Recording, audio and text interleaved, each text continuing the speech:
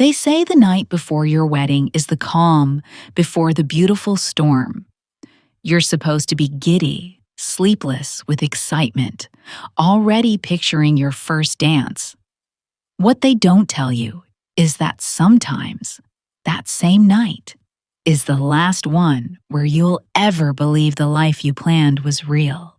My name is Rachel Morrow, and this is the story of how I went from thinking I had everything, a man I loved, a future I dreamed about since I was a girl, to realizing I'd been standing on a floor made of thin glass, waiting for the first crack to splinter under my feet. 3 months ago, I thought I was marrying Evan Pierce, the kind of man everyone else called a prize. He was the charming son of a well-connected Charleston family, with that easy Southern drawl and the kind of smile people trusted too quickly. I was a wedding florist, running my own small shop just outside the historic district, and I thought our love story was proof that hard work and patience could bring you into a better life. People told me I was lucky. Lucky he picked me. Lucky I was moving up. What they didn't say, at least not to my face, was that I didn't really fit in his world, and maybe I tried too hard to ignore the signs. My maid of honor was Lila Shore, my best friend since high school. Lila was the kind of woman people noticed instantly, honey blonde hair always in a perfect wave, even when she claimed she'd just rolled out of bed, and a laugh that could turn heads in a crowded room. She was also the one who stayed up with me while I pulled all-nighters to get my shop off the ground, who delivered takeout to my door after my dad passed, who once drove 4 hours to fix my car when I was stranded. When Evan proposed under the live oaks by the water, she was the first person I called. She squealed through the phone, told me I'd finally found someone who could keep up with me, and threw herself into wedding planning like it was her own. She came to every cake tasting, helped me arrange bouquets late into the night, and insisted on handwriting the place cards because she thought my script looked too stressed. I told myself we were a perfect team, the three of us. And then, the night before the wedding, my Aunt June, 81, sharp-eyed and never wrong about people, pulled me aside in my kitchen and said, "Baby, don't marry a man who loves the spotlight more than he loves standing beside you." I laughed it off, but her words stuck like a thorn under the skin. Before we dive in, I'd love to know, what's the very first thing you would do if you found out someone you trusted had been lying to you for months? Let me know down in the comments and tell me where in the world you're watching from. We've got such a mix of people here, and it always amazes me to see it. And if this is your first time here, welcome. You're in the right place for stories about truth, betrayal, and the kind of comebacks you'll never forget. So hit that subscribe button and join us for more. Now, let me tell you how that perfect wedding day everyone kept picturing never even made it past noon. The morning of my wedding dawned warm and windless, the kind of Charleston summer day where the air feels like it's holding its breath, waiting for something. I woke up in the guest room at my mom's house, our family tradition, surrounded by the same pale blue wallpaper I'd stared at through every teenage heartbreak. For a few blissful minutes, I let myself feel weightless. I could hear Mom clinking dishes in the kitchen, probably stress baking enough biscuits to feed the entire guest list. My cousin Bailey was fussing with the coffee pot, her soft humming mixing with the sound of the ceiling fan overhead. My phone buzzed on the nightstand. A text from Evan. "Morning, Rach. Can't wait to see you at the altar." My lips curved without thinking. Another buzz followed seconds later. Lila, already getting my hair done. Going to swing by to help you get ready. This is your day. I thought about Aunt June's warning for just a moment, but brushed it off like a bad dream. By 10, the house was alive with movement, curling irons heating on every surface, the photographer weaving between bridesmaids with a smile, dresses draped like soft clouds over the furniture.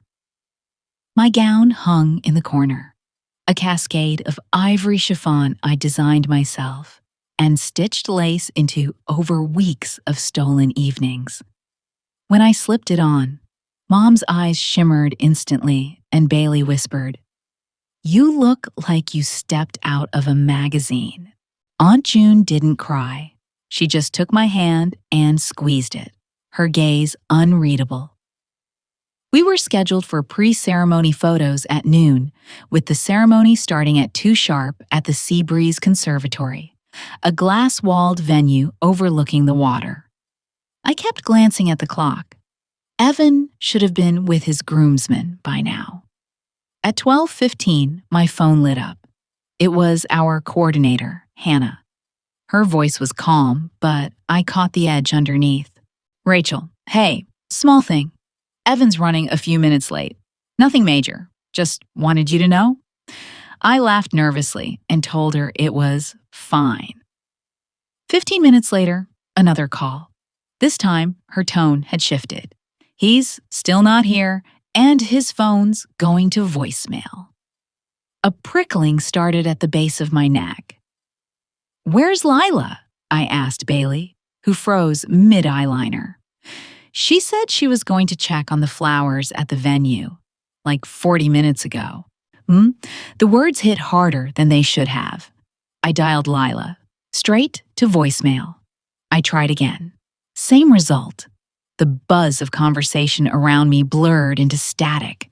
Aunt June stepped closer, voice low.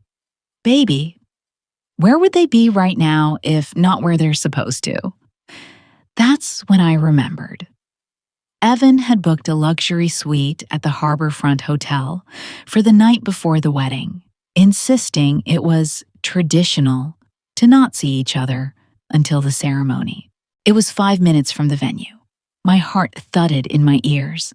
Without thinking, I gathered the hem of my gown, kicked off my heels, and said, "I'm going to the Harborfront."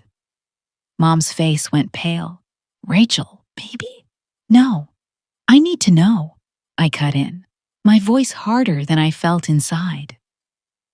Bailey grabbed her keys, and Aunt June slid into the back seat beside me, her hand resting steady on my knee, as if she knew I'd need something to anchor me.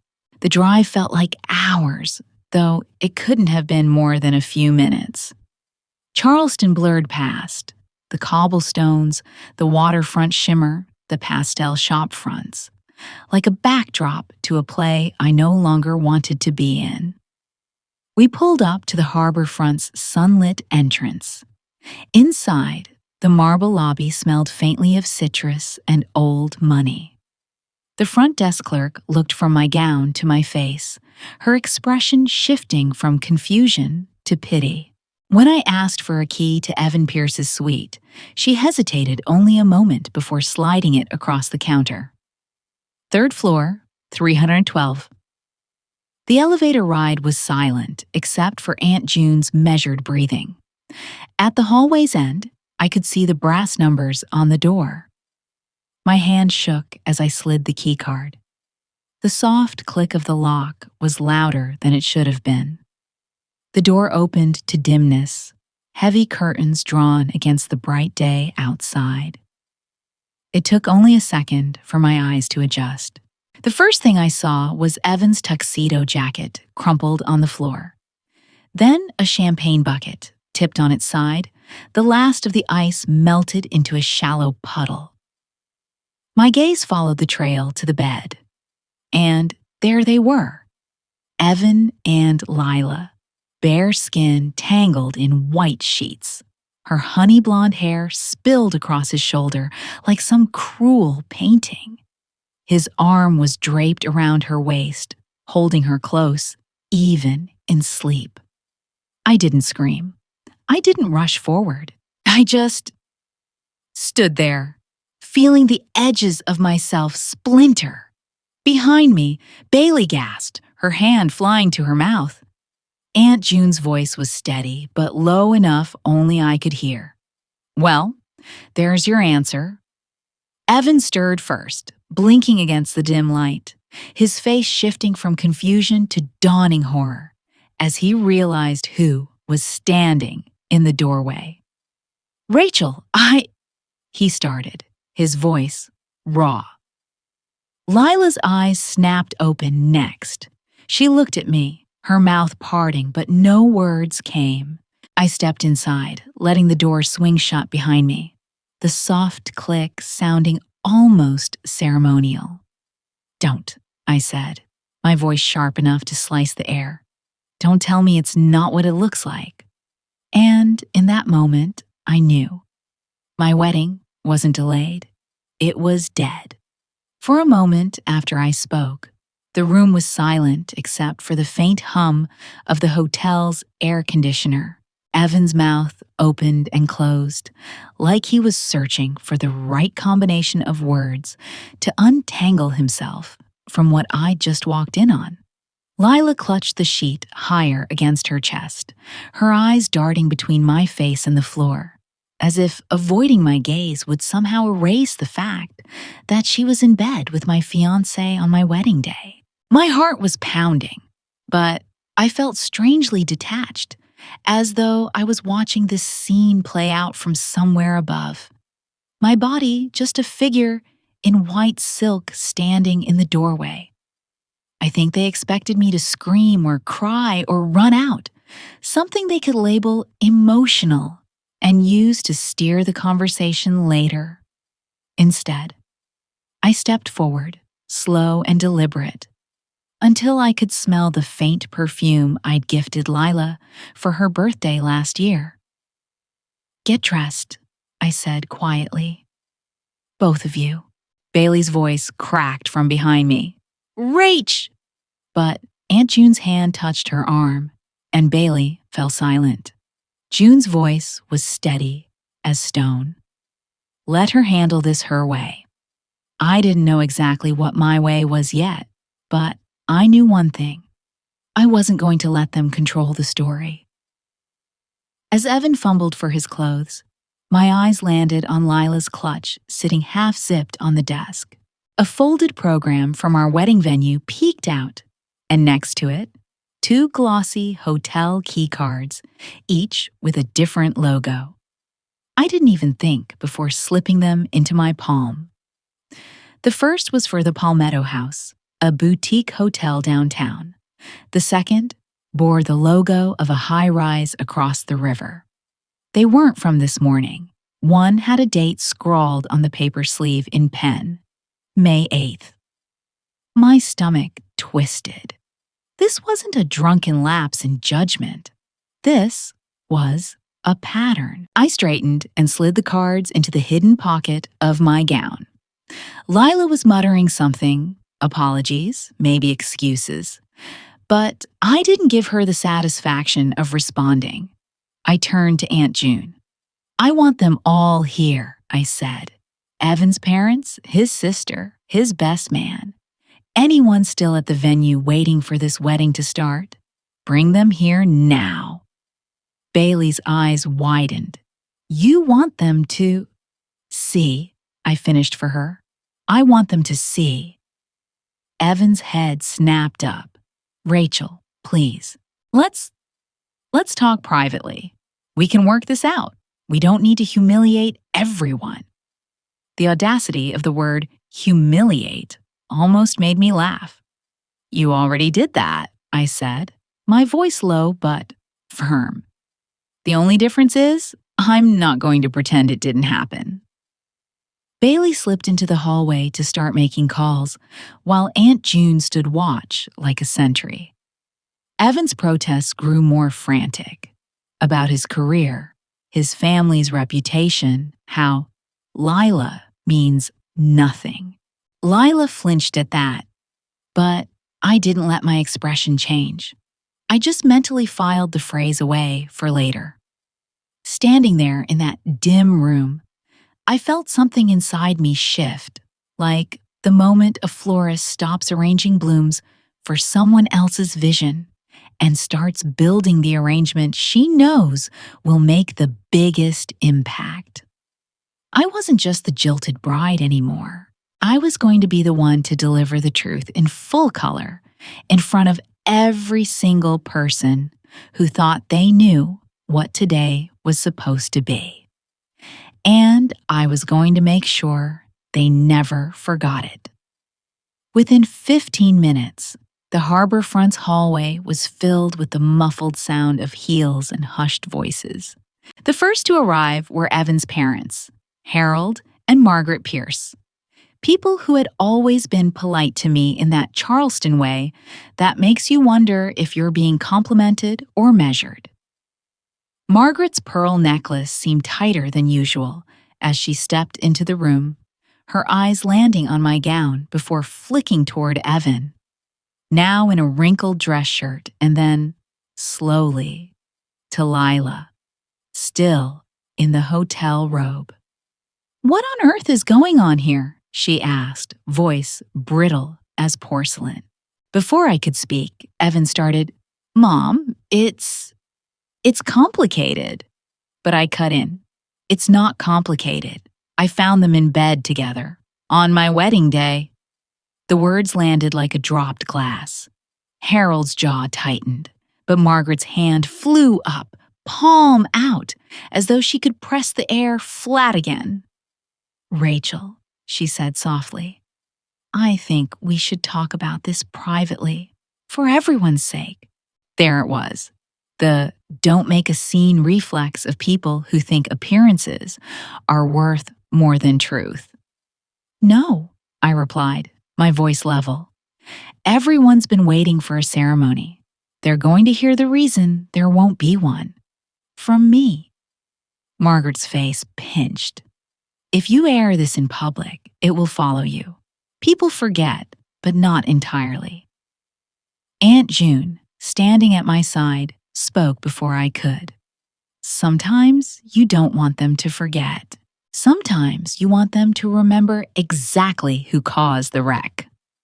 Lila, finally finding her voice, muttered, "It was a mistake, Rach. We had a few drinks." "May 8th ring a bell?" I interrupted, pulling one of the key cards from my pocket and holding it up so it caught the dim light. Her eyes flickered, and I knew I'd hit a nerve. "And before you try to rewrite this," I added, "I'll be telling everyone exactly how long this has been going on." The room was starting to feel crowded. As Evan's sister Claire and his best man Tyler arrived, their expressions swinging from confusion to disbelief as they took in the scene. Claire, who'd always been warmer to me than her mother, looked from me to Evan and back. "Tell me this isn't true." Evan just stared at the carpet. Tyler swore under his breath and crossed his arms like he was deciding whose side to take. Then came the next wave of resistance. Bailey, returning from her calls, told me some guests were already asking questions at the venue. A few had been told there was a minor delay. Harold seized on that immediately.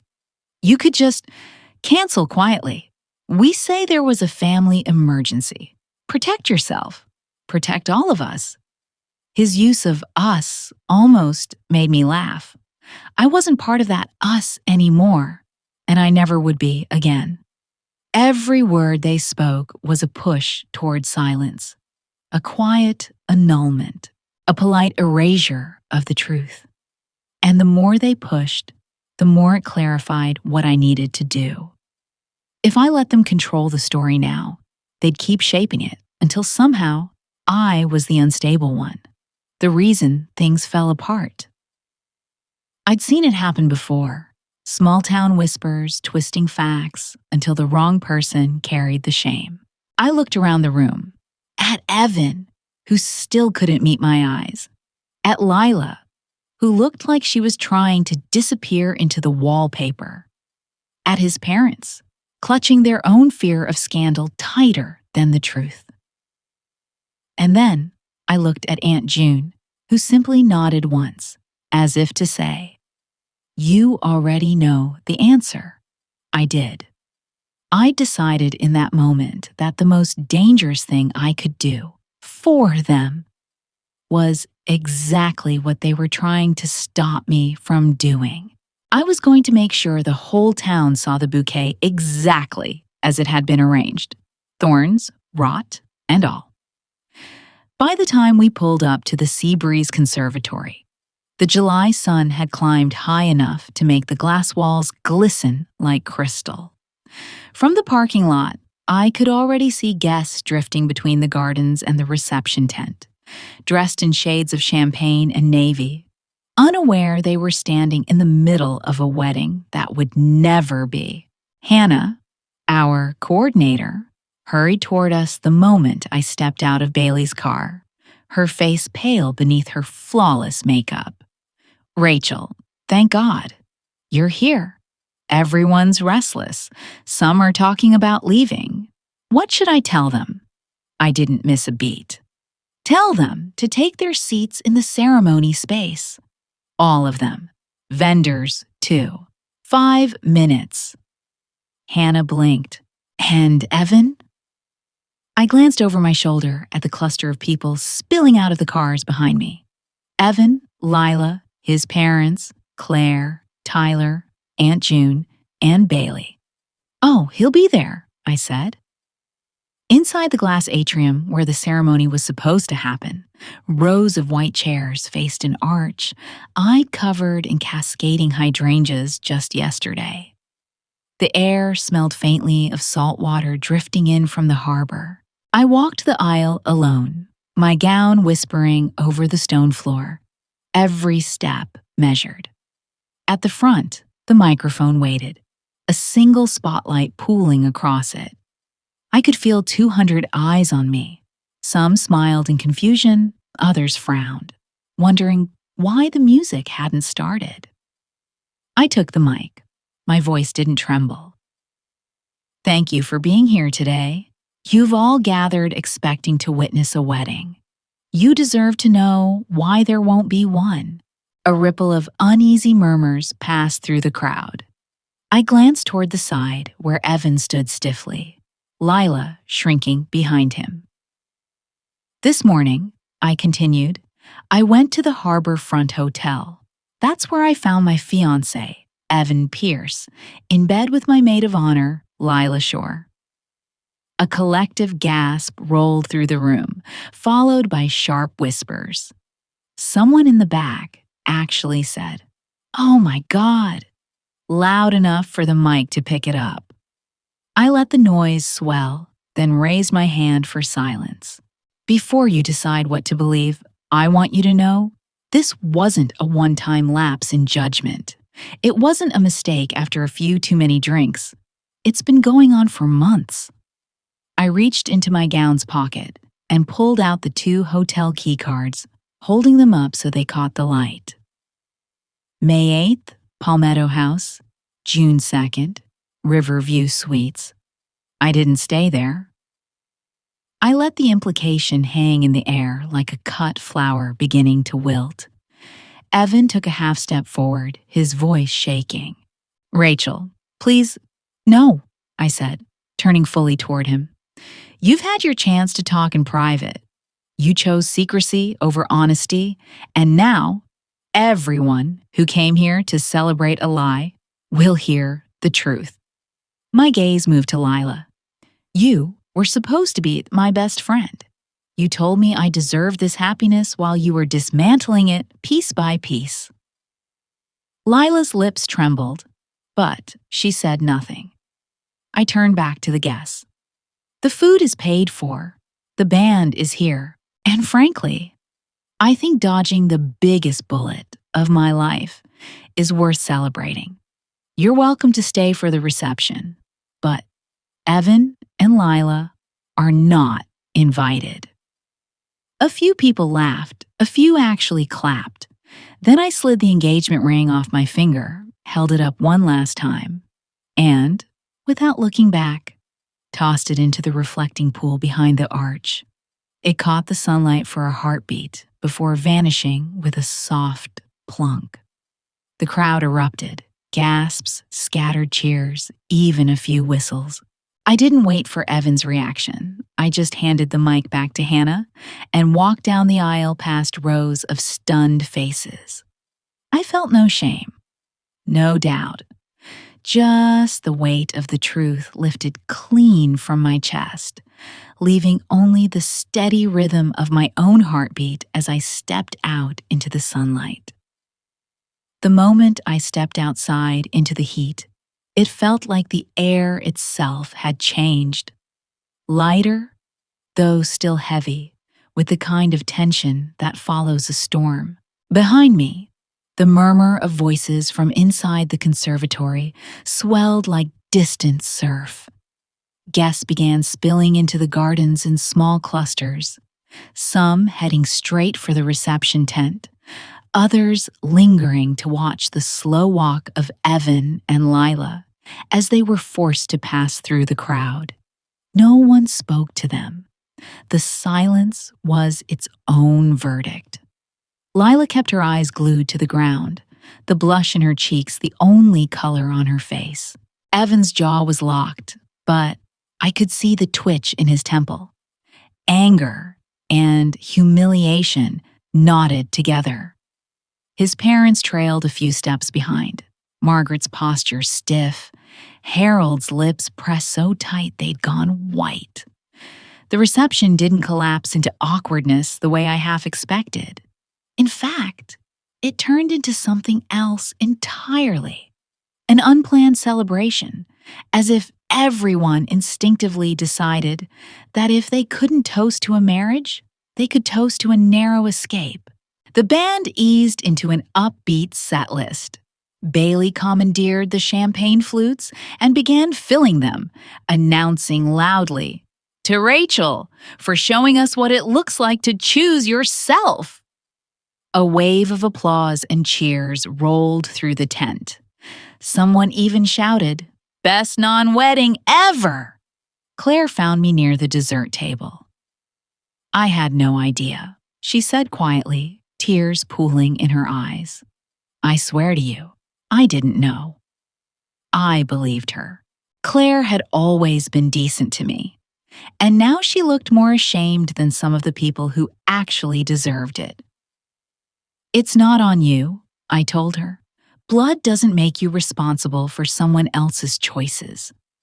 She hugged me tightly before slipping away, her own loyalty clearly torn. Later, as I was standing by the open side of the tent looking out over the harbor, Margaret approached. She didn't waste time with pleasantries. "You've made your point," she said, "but you've also created a spectacle." I held her gaze. "No, Margaret. Evan and Lila created the spectacle. I just refused to cover it up for them." She pressed her lips together, clearly unused to someone speaking to her that way, then turned and walked off without another word. By the end of the afternoon, I'd heard in passing that two of Evan's real estate partners had quietly excused themselves, muttering about reputational risks. Lila's cousins, who'd been bridesmaids, left early without saying goodbye. Aunt June stayed until the last plate of cake was gone, then rode back with me to Mom's house. On the porch, she took my hands. "You know, there's a lot of people who would have just gone home and cried," she said. "But you told the truth in front of God and everybody. That's the kind of thing you can build a life on." Over the next few weeks, the fallout rippled through Charleston's tight-knit circles. Evan moved into a condo on the far side of town. His business saw fewer referrals from the old guard families. Lila stopped posting on social media altogether. People whispered, but never to my face, because the story wasn't theirs to twist anymore. I'd told it myself.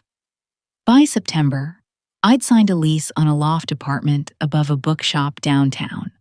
High ceilings, sunlight streaming through tall windows, a little balcony just big enough for a potted lemon tree. I poured myself into expanding my floral business, taking on destination weddings and corporate events, teaching weekend workshops that always sold out. My hands were never empty, either arranging blooms or writing up invoices. But my mind felt freer than it had in years. One crisp October morning, my phone rang. Unknown number. I almost let it go to voicemail, but curiosity won. Rachel, it's Lila. Her voice was tentative, small. I wanted to say I'm sorry. I know it's too late, and I know it doesn't matter now, but I needed you to hear it from me. I said nothing, letting the silence stretch until she filled it. It wasn't just Evan's fault. I was jealous of you. The business you built, the way people respected you, the life you had. When he started talking to me about his doubts, I didn't stop him. I encouraged it. Her voice cracked. I thought it would make me feel better. It didn't. I could have asked why, could have dragged out every ugly detail, but I didn't. You gave me the best gift you could have, Lila, I said evenly. You set me free before I made a bigger mistake. I hung up before she could respond. And just like that, the last thread tying me to them was cut. A year later, on a breezy June morning, I was standing in the middle of my loft's sunlit studio, arranging peonies for a bride who'd driven 3 hours just to have me design her bouquet. The lemon tree on my balcony had burst into blossom, and the scent drifted in through the open doors. It was the same weekend I was supposed to be celebrating my first anniversary with Evan Pierce. Instead, I was celebrating something better. 12 months of building a life that was entirely my own. My floral business had been featured in a regional wedding magazine. My workshops were booked months ahead. I'd even partnered with a historic plantation venue to create seasonal floral installations that drew visitors year-round. People knew my name now, not because of a scandal, but because of my work. Marcus leaned against the studio doorway, a cup of coffee in hand. We'd met in February at a landscaping expo.